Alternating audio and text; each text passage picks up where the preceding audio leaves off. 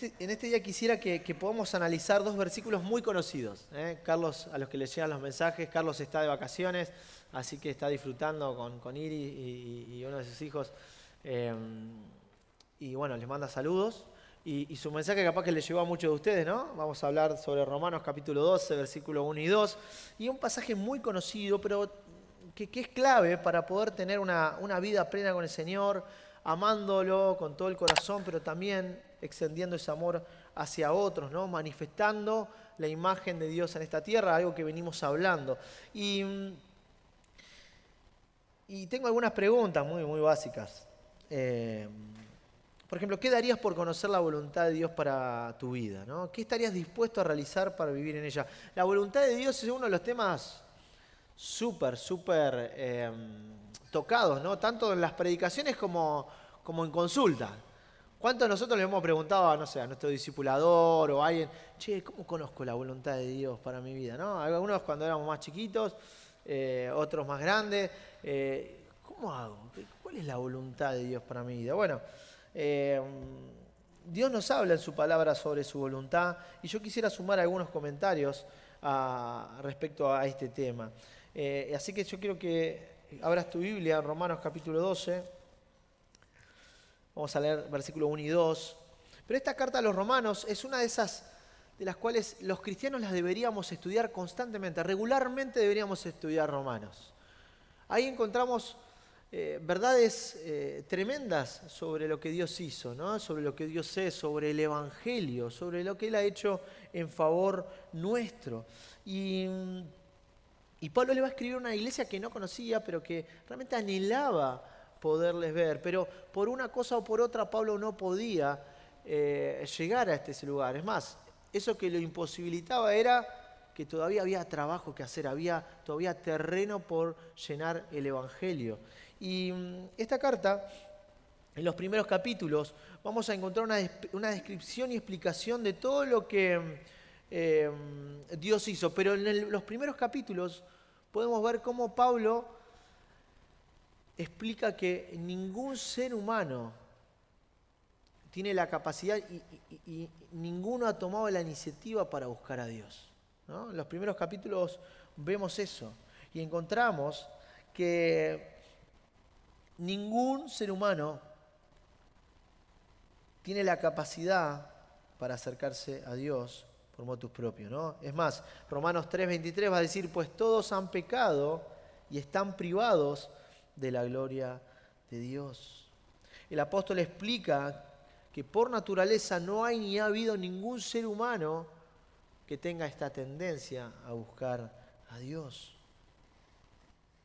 Pero por la gracia de nuestro Padre Celestial, Él envió a su Hijo como ofrenda y como sacrificio para ocupar nuestro lugar, y a partir de ahí sí el ser humano pueda tener acceso por medio de Jesucristo a su trono. Pero en Romanos 10:18 dice Pablo, así está escrito, no hay un solo justo, ni siquiera uno, no hay nadie que entienda, nadie que busque a Dios. Todos se han descarriado, aún se han corrompido, no hay nadie que haga lo bueno, no hay uno solo. Su garganta es un sepulcro abierto, con su lengua profieren engaño. Veneno de víbora hay en sus labios, llenan su boca de maldiciones y de amargura. Veloces son sus pies para ir a derramar sangre, dejan ruina y miseria en sus caminos y no conocen la senda de la paz. ¿Cuántos se identifican con esta descripción? Dura, ¿no? No nos gusta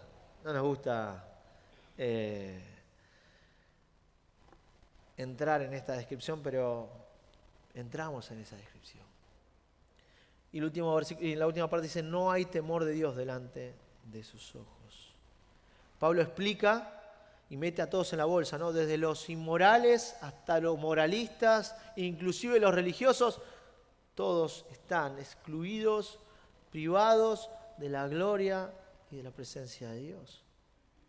Pero Pablo también dice, versículos más adelante, el 24 al 26, pero por su gracia somos justificados gratuitamente mediante la redención que Cristo Jesús efectuó. Dios lo ofreció como un sacrificio de expiación que se recibe por la fe en su sangre para así demostrar su justicia. Anteriormente en su paciencia Dios había pasado por alto los pecados, pero en el tiempo presente ha ofrecido a Jesucristo para manifestar su justicia. De este modo, Dios es justo y a la vez el que justifica a los que tienen fe en Jesús. En esta carta podemos encontrar las más grandes verdades sobre la gracia, la justificación por la fe, el poder del Espíritu para vivir como hijos de Dios, la seguridad de que si estamos en Cristo, como cantábamos recién, no habrá nada ni en los cielos, ni en la tierra, ni en ningún lado que nos pueda separar del amor de Cristo. Es decir, Pablo va a explicar en los primeros capítulos de una forma contundente el Evangelio. Y en todas sus cartas Pablo hace esto, ¿no? Divide como una parte teórica y una parte práctica, ¿no? Del capítulo 1 al 11 podemos decir, Pablo va a explicar todas estas cosas, ¿no? Cómo el ser humano está excluido, pero por la gracia de Dios empieza a participar de esta gracia y ahora está firme, aunque no lo merecíamos, aunque le estábamos dando la espalda. Y Pablo empieza, ¿no? En el capítulo 9 al 11 hay como un paréntesis. Pablo habla de que Dios no desechó al pueblo de Israel. Hay un tiempo específico, ¿no? En la plenitud de los gentiles. En ese tiempo va a trabajar con Israel. Y a partir del capítulo 12 en adelante es como que Pablo va a explicar y a expresar cómo se ve una persona que entiende y que ha experimentado el poder de Dios a través del Evangelio. Ahora, muchos dicen que el capítulo de 12 en adelante es la parte imperativa, o sea, la parte de las órdenes, donde Pablo empieza a decir, tienen que hacer esto, tienen que hacer esto y tienen que hacer esto.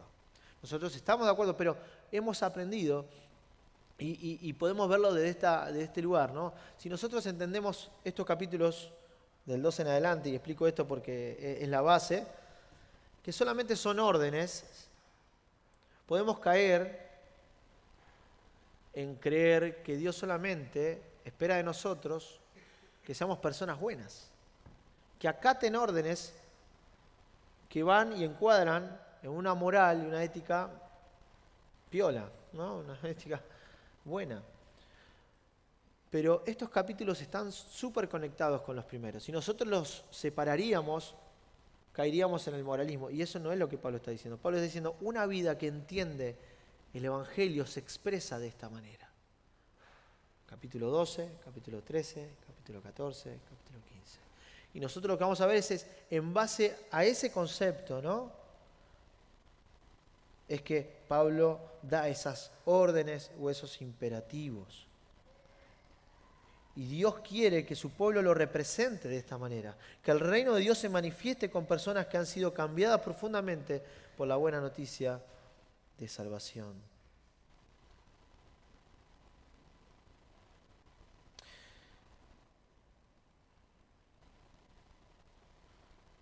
Romanos 12, 1, 2, dice así la palabra del Señor. Por lo tanto, hermanos, tomando en cuenta las misericordias de Dios, ruego que cada uno de ustedes, en oración espiritual, ofrezcan su cuerpo como sacrificio vivo, santo y agradable a Dios.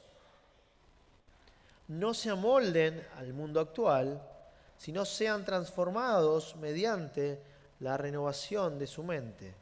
Así podrán comprobar cómo es la voluntad de Dios, buena, agradable y perfecta. Cuando analizamos el versículo 1 de este capítulo, entendiendo todo el contexto que hemos mencionado, Pablo va a mostrar que el motor, la motivación, eso que nos va a mover a entregar nuestras vidas por completo a Dios, tiene que surgir ¿de dónde?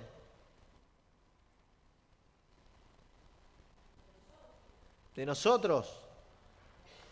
¿Del ánimo de querer ser mejores? Acabamos de leer recién. Bien, ¿y en palabras de Pablo? En las misericordias de Dios.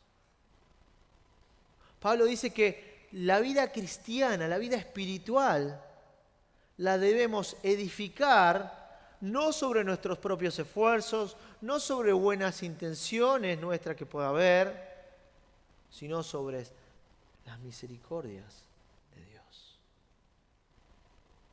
sobre el Evangelio. Todo lo que Pablo explica desde el capítulo 1 hasta el capítulo 11. En resumidas cuentas, el favor inmerecido de Dios hacia los pecadores necesitados. Y tengo una listita acá, se me va a faltar varios, pero las misericordias de Dios son estas: justificación de la culpa y la pena del pecado, adopción en Jesús e identificación con Cristo, el regalo del Espíritu Santo para manifestar su imagen en nosotros, la promesa de ayuda en toda aflicción, aseguramiento de estar posicionados en la elección de Dios, certeza de una gloria venidera, confianza de no estar separados del amor de Dios, certeza en la fidelidad continua de Dios, etcétera, etcétera, etcétera. Todo lo que Pablo explica en los anteriores capítulos. Estas son algunas de las tantas aristas de las misericordias de Dios dadas a hombres y mujeres que no lo merecían. Pablo dice que cuando miramos todo lo que Dios ha hecho por nosotros, el resultado de eso es ofrecernos a Dios como un sacrificio vivo y santo. Cuando miramos lo que el Señor hizo por nosotros, ¿qué es lo que hizo? Él mismo se ofreció voluntariamente para ocupar nuestro lugar en la cruz.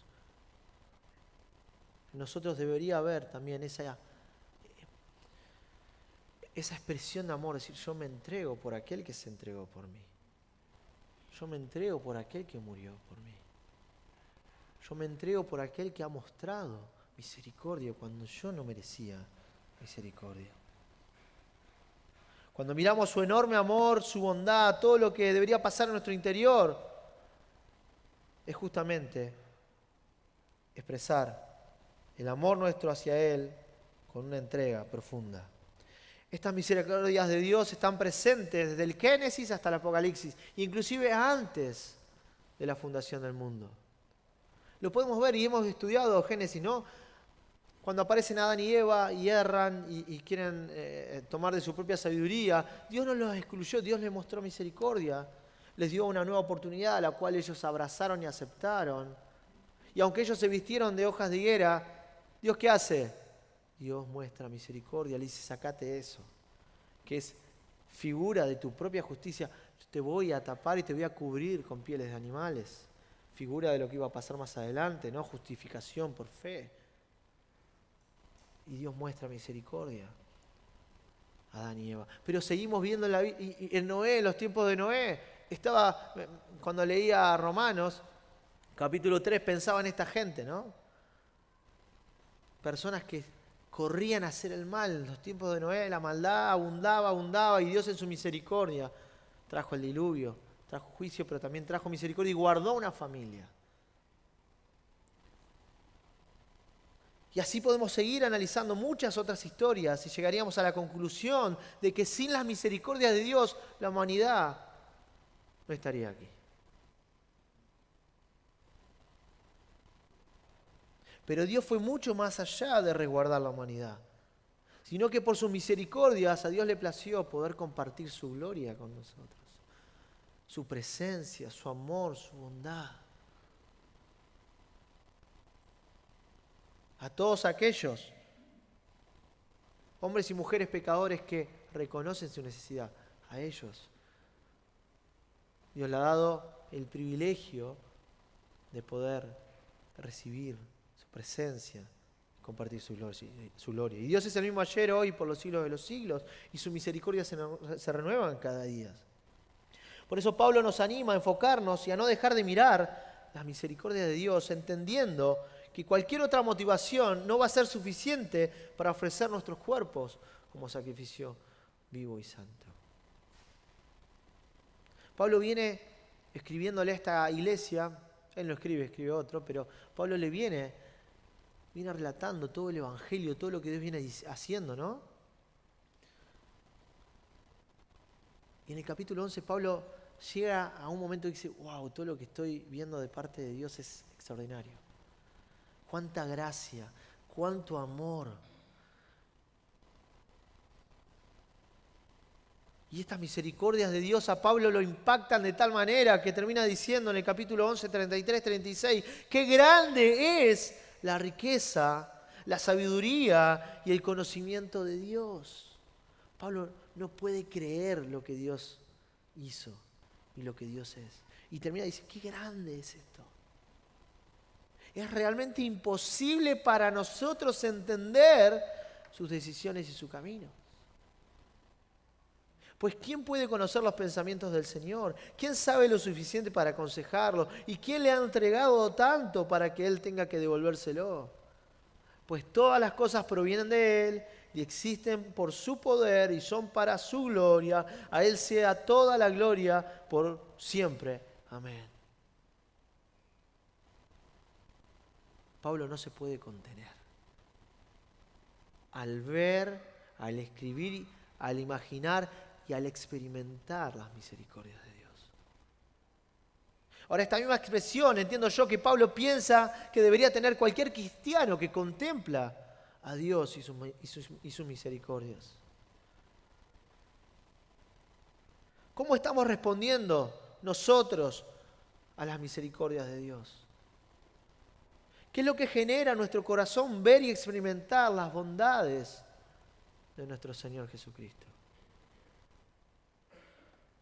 Pablo le ruega a los hermanos de Roma que pongan su vista en las misericordias de Dios para que ofrezcan sus cuerpos. Y en primer lugar, como hemos dicho, tu vida y la mía deben construirse sobre las bases del Evangelio, es decir, sobre las misericordias de Dios. Segundo, nuestra reacción ante semejante muestra de amor debería ser ofrecernos por completo ante ese Dios. Por lo tanto, hermanos, tomando en cuenta las misericordias de Dios, ruego que cada uno de ustedes en adoración espiritual ofrezcan su cuerpo como sacrificio. O sea, lo que nos mueve a ofrecer nuestra vida, nuestro corazón, no es una iniciativa propia, sino es en base a lo que Dios hizo. Y eso es importante que nosotros lo entendamos.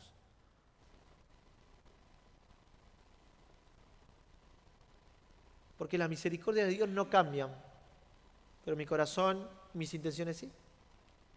Pero las misericordias de Dios están firmes, son reales. Yo construyo y me muevo no por emociones, me muevo por fe en lo que Jesucristo hizo. Y eso me lleva a mí a entregarme. Ahora es interesante notar que las personas que recibieron esta carta en el 55-57 después de Cristo, cuando hablaban de sacrificio, entendían por lo menos que conllevaba al menos 3 elementos un sacrificio. A ver, ¿cuáles? Ayúdenme. Porque recuerden, esto se escribió para estos hermanos. Imagínense la mente de un judío cuando hablaban de un sacrificio. ¿En qué pensaban? En animal. ¿En qué más? En un sacerdote, un altar o un templo. Esto no es un templo, ¿no? Un templo. ¿Ok? Templo, sacerdote y un animal. Entonces pensemos que esto fue escrito en aquella época y el judío o el gentil también entendía, porque también hacía sacrificios, entendía que para un sacrificio tendría que haber 3 elementos. En el Antiguo Pacto estos elementos eran claves en la adoración, ¿no? Pero cuando llegamos al Nuevo Testamento podemos vislumbrar que estos 3 elementos, el templo, el sacerdote y el animal, ¿a quién apuntan? A Jesús. Jesús es el templo final de Dios. En Juan capítulo 4 Jesús dice, no se va a adorar más en Samaria, no se va a tener que ir a Jerusalén. En Juan 2 Jesús dice del templo que lo iba a destruir y que en 3 días... ¿De qué hablaba? ¿De qué templo hablaba? Los que estaban alrededor no entendían. ¿Cómo puede ser que el templo, si tardamos un montón en construirlo, vos lo vas a levantar en 3 días? ¿De qué hablaba Jesús ahí? De Él mismo. El templo final, Juan 2:21. Pero también Él es el sacerdote que llevó adelante su propio sacrificio. En el altar de la cruz, Él llevó a cabo esa ofrenda expiatoria. Él fue el Cordero de Dios que quitó el pecado del mundo. Él fue el sacrificio final. La carta a los Hebreos explica claramente estas dos funciones del Hijo de Dios. El de ser el sacerdote y de ser el sacrificio. Cristo es el templo, el sacerdote y el sacrificio. Y nosotros estamos ¿en quién? En Él. Nosotros estamos en Él. Y por causa de nuestra unión con Cristo, nosotros somos el templo. Nosotros somos la nación de sacerdotes. Y nosotros somos el sacrificio.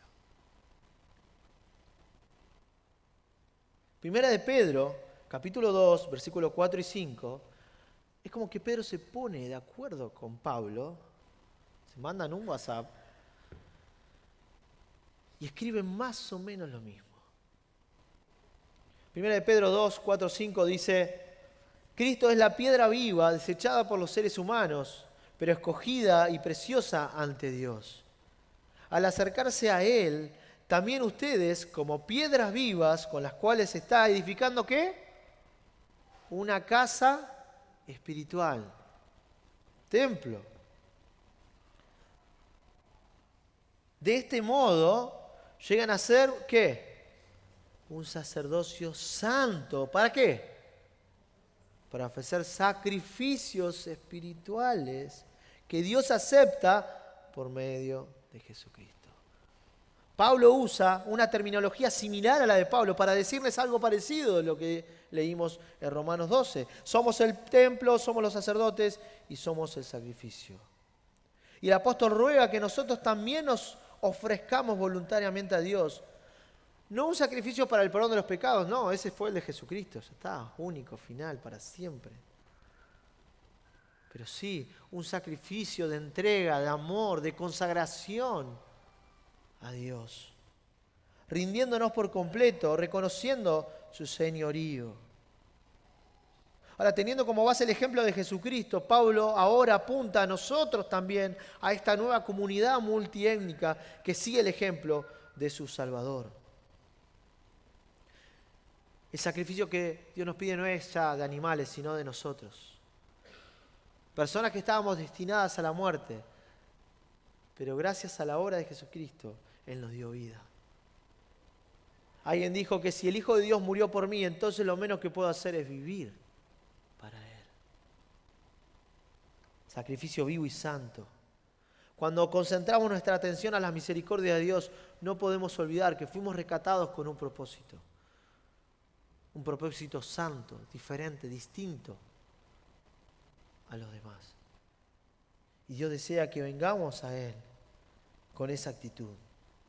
Por eso nuestro sacrificio no es solo vivo, sino también separado de cualquier elemento que tenga que ver con el pecado. Es un sacrificio para un propósito santo, diferente,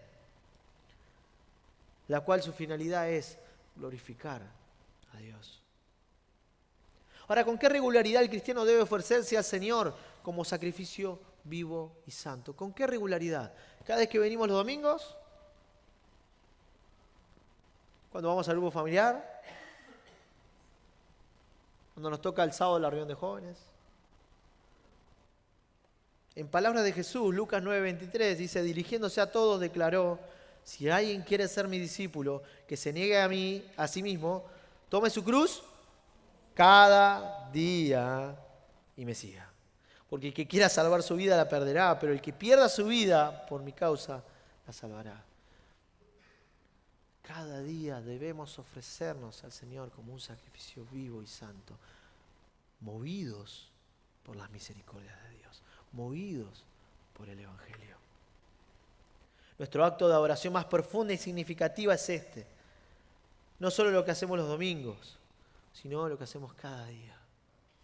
Cada día. Dios quiere una iglesia espiritualmente madura, que se niegue a sí mismo para que Él tome lugar en nuestro corazón y en nuestras vidas. Romanos 12:2 dice, no se amolden al mundo actual, sino sean transformados mediante la renovación de su mente. Así podrán comprobar cómo es la voluntad de Dios, buena, agradable y perfecto. Tercero, esta actitud del corazón frente a Dios nos llevará a enfrentarnos al sistema de este mundo. Había un programa de televisión, no recuerdo ahora cuál es, pero estaba Matías Martín. ¿Recuerdan qué decía? Creo que debe ser la frase más conocida de Matías Martín, la única frase conocida. ¿Recuerdan o no? Ahí está, gracias Martín. Es mi vecino y es un hermano, siempre me salva. ¿De qué lado estás, amigo? No me acuerdo, ¿fugitivo era el nombre? No, una cosa así. Bueno, él preguntaba, ¿no? ¿De qué lado estás? Y si vos estás de un lado, no podés estar del otro. Me hace acordar a algunos políticos, pero digo, si estamos del lado del reino de Dios, del lado del frente, ¿qué tenemos? El reino de las tinieblas. Indefectiblemente, si somos hijos de Dios, estamos en su reino, en el reino de la vida, estamos en la luz, por ende, estamos del lado contrario al reino de Satanás, el reino de la muerte y de la oscuridad. Y Pablo nos explica que sí o sí necesitamos tener una postura de entrega, de rendición a Dios diariamente, porque estamos en medio de una batalla donde tenemos dos enemigos. ¿Cuáles son?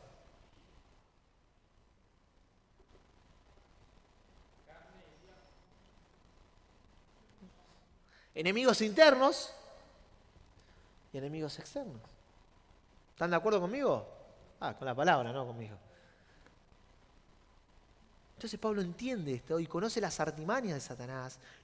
Conoce a sí mismo, lo viene hablando en Romanos. Les animo a que puedan leerlo en esta semana, Romanos. Muy interesante y estudiarlo. No les va a alcanzar la semana, ni el mes, ni el año para poder estudiarlo, pero por lo menos arranquemos con algo. Y Pablo entiende de que realmente si no somos movidos por la misericordia de Dios, si no nos entregamos diariamente al Señor, nuestra tendencia natural es amoldarnos al sistema de este mundo.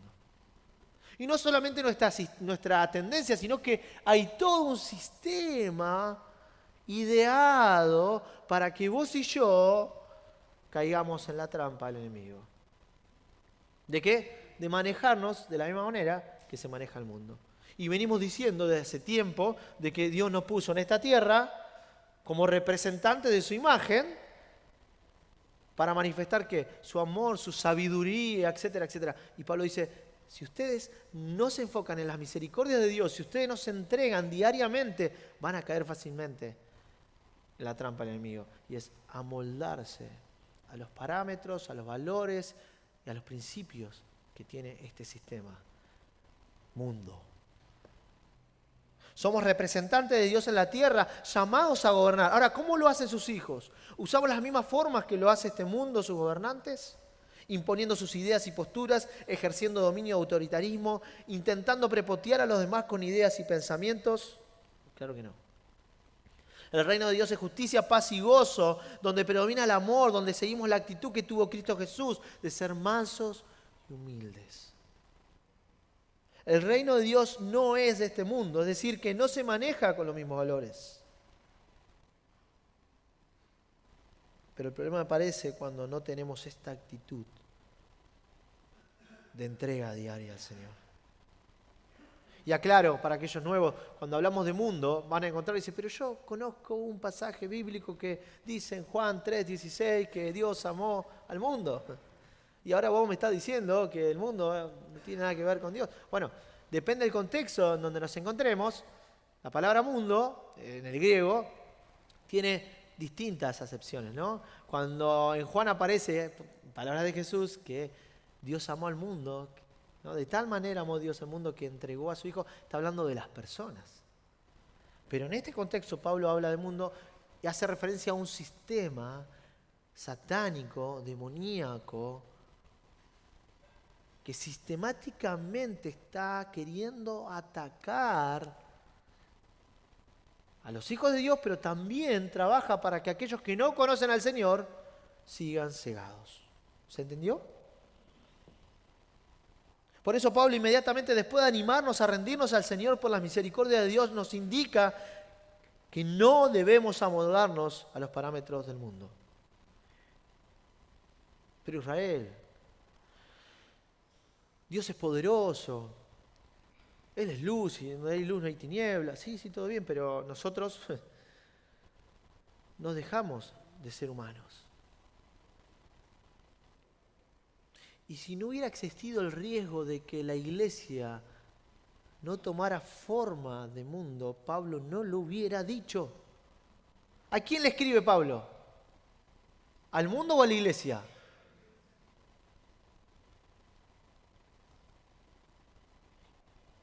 Este sistema ideado por Satanás va en contra de los propósitos de Dios. Este sistema fue diseñado para que el ser humano crea que puede ser feliz sin Dios.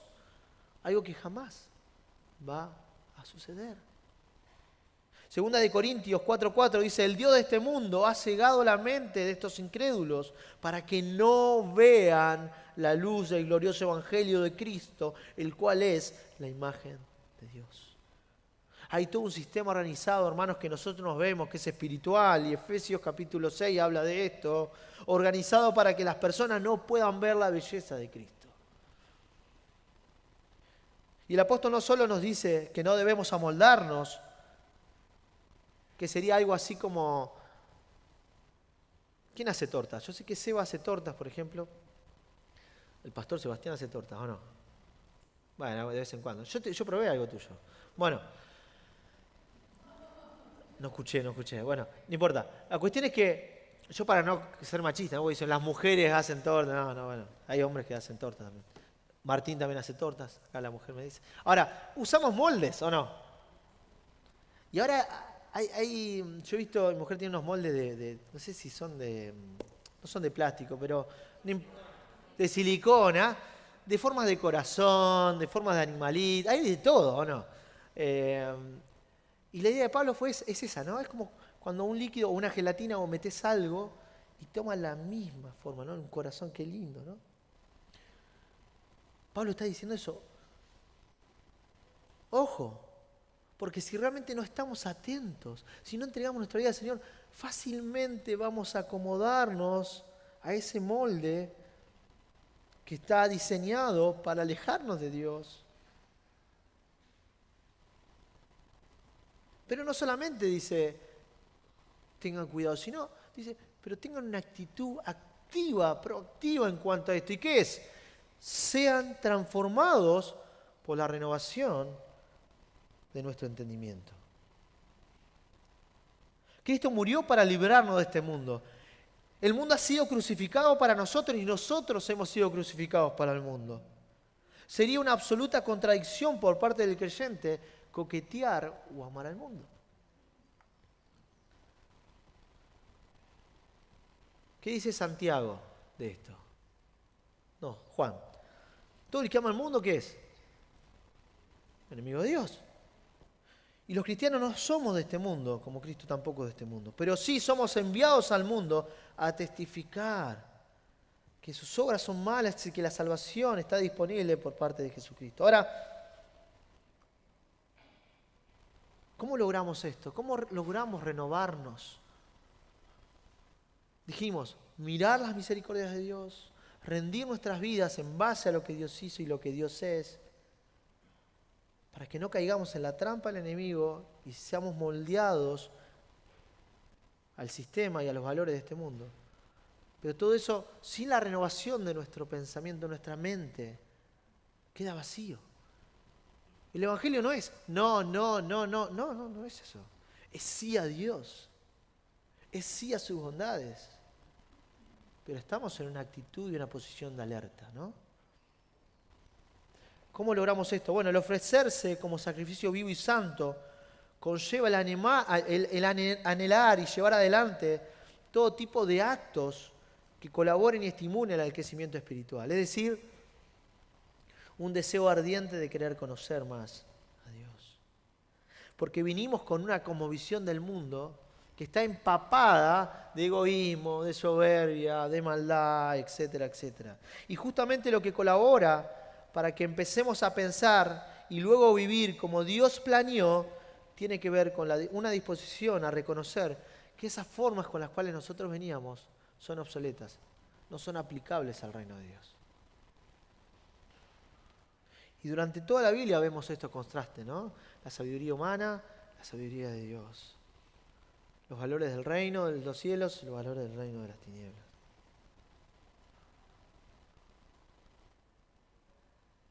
Y el mundo espiritual es entendido solo por aquellos que han recibido a Jesucristo en su corazón. Y mantienen constantemente la actitud de ser renovados por medio de la palabra y del Espíritu de Dios. Primera de Corintios 2:10 dice, pero fue a nosotros a quienes Dios reveló esas cosas por medio de su Espíritu, pues su Espíritu investiga todo a fondo y nos muestra los secretos más profundos de Dios. Nadie puede conocer los pensamientos de una persona excepto el propio Espíritu de esa persona, y nadie puede conocer los pensamientos de Dios excepto el propio Espíritu de Dios. Y nosotros hemos recibido el Espíritu de Dios, no el Espíritu del mundo, de manera que podemos conocer las cosas maravillosas que Dios nos ha regalado. Por tal motivo Dios nos dio a su Espíritu, para que podamos conocer más a Dios y a través de eso los valores y los principios del reino. Solo así vamos a poder disfrutar de Dios y de sus propósitos, dejando que su Espíritu trabaje en nosotros a través de su palabra y manifieste de esa manera la mente de Cristo que ya Dios nos las dio. Primera de Corintios 2:16, pues, ¿quién puede conocer los pensamientos del Señor? ¿Quién sabe lo suficiente para enseñarle a Él? Pero nosotros entendemos estas cosas, ¿por qué? Porque tenemos la mente de Cristo. Así como me ven, yo tengo la mente de Cristo. Vos también tenés la mente de Cristo. Si tenés al Espíritu de Dios, tenés la mente de Cristo. Ahora la palabra, ya terminando, la palabra transformación es la famosa metamorfos, la cual conocemos en español como ¿cuál? Metamorfosis, ¿no? Que significa cambio o transformación de una cosa en otra. Escuchen, especialmente el que es sorprendente o extraordinario y afecta la fortuna, el carácter o el estado de una persona. Esta misma palabra es utilizada en Marcos capítulo 9, versículos 2 y 3. En este contexto, escuchen. 6 días después Jesús tomó a Pedro, a Santiago y a Juan y los llevó a una montaña alta para estar a solas. Mientras los hombres observaban, la apariencia de Jesús se transformó. Y su ropa se volvió blanca, resplandeciente, más de lo que cualquier blanqueador terrenal jamás podría lograr. Dios desea que nuestra transformación sea plena, al punto de que por medio de esta renovación constante, a través del Espíritu y la palabra de Dios, podamos expresar y mostrar evidencias sustanciales de la vida de Cristo en nosotros.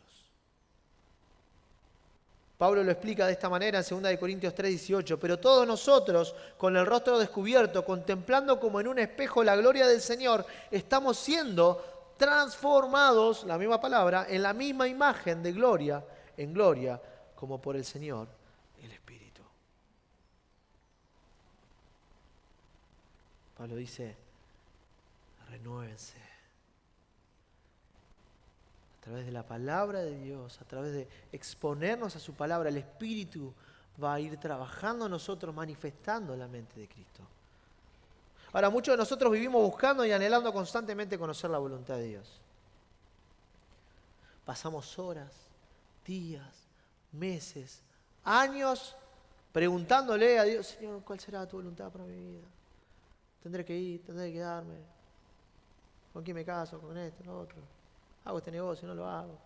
¿Está mal eso? No, no está mal. Pero a veces nos enfocamos solamente en esto. Y de esta manera ponemos el carro por delante del caballo. Gastamos tantas energías en buscar esas cosas que no nos damos cuenta que estamos poniendo el carro por delante del caballo. Pero cuando nos enfocamos y nos ofrecemos al Señor como sacrificio vivo y santo, todos los días, cuando entendemos que lo más lógico que podemos hacer nosotros, como una adoración espiritual, es rendirnos a Él, es renovarnos por medio de su palabra y su Espíritu, recién ahí podemos comprender que tenemos una función clave en el reino de los cielos.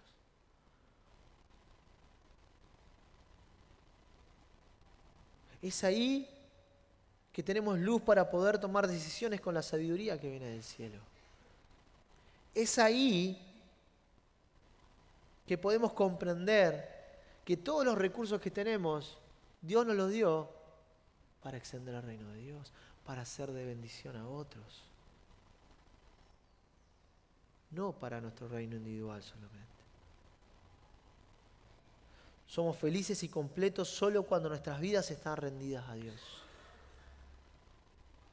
Porque su palabra es lumbrera en nuestro camino.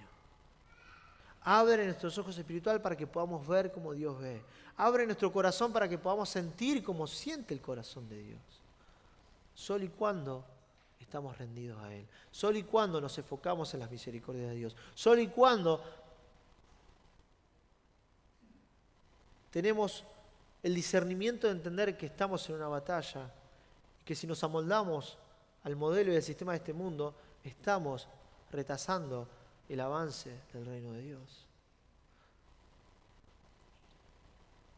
Somos felices y completos, solos en Cristo. Efesios 2:10 dice, porque somos hechura suya, creados en Cristo Jesús para hacer buenas obras, las cuales Dios preparó de antemano para que anduviéramos en ella. Esta es la voluntad de Dios, la cual es buena, es agradable y es perfecta. En el lugar donde Dios nos ponga, estos principios se aplican siempre y cuando construyamos nuestras vidas sobre el Evangelio, sobre la misericordia de Dios. ¿Cuántos desean vivir en la voluntad de Dios? Yo creo que todos, ¿no? Todos deseamos vivir en la voluntad de Dios. Y Pablo va a poner como base estos versículos. Y después léanlo si quieren. Pablo va a contar cómo se expresa una vida entregada a Dios, que se renueva constantemente. ¿En dónde? Dentro de la iglesia. Entendiendo el lugar y la función que tiene cada uno de nosotros en el cuerpo de Cristo. Pero también va a decir, si están entregados al Señor, si realmente son ese sacrificio vivo y santo, si se renuevan día a día, van a poder representar a Dios también en una sociedad. Pues lo va a decir Pablo, una sociedad que está caída, que está perdida. Pero necesitamos ser conscientes, el mundo necesita cristianos que no solamente den un discurso, sino que vivan con poder la transformación real de Dios, para llevar ese mensaje con efectividad a todos lados. Esa es la voluntad de Dios, de que vos y yo entendamos que somos clave en el reino de Dios, que Dios nos ha puesto para hacer luz y sal, pero no se hace de un día para otro, no se hace por arte de magia, lo hace Dios. Porque está claro, ¿no? La salvación es por gracia, pero la santificación también es por gracia. Pero requiere de nuestra disposición para que Él pueda obrar. Amén. ¿Queremos ser esa iglesia que vive la voluntad de Dios? Ofrezcámoslo al Señor, enfocándonos en la misericordia de Dios, en su evangelio, y Él va a obrar con poder. Amén. Nos ponemos de pie y oramos al Señor. Padre, te agradecemos por este tiempo, por este día hermoso que nos regalaste de sol, en el cual también podemos congregarnos en tu nombre, en el cual pudimos alabarte, en el cual pudimos orar por nuestros hermanos que van a viajar, en el cual pudimos estudiar tu palabra. Señor, con humildad de corazón, decimos con total sinceridad que te necesitamos. Señor, muchas veces creemos que podemos solos. No lo decimos, pero obramos y tenemos esa actitud muchas veces.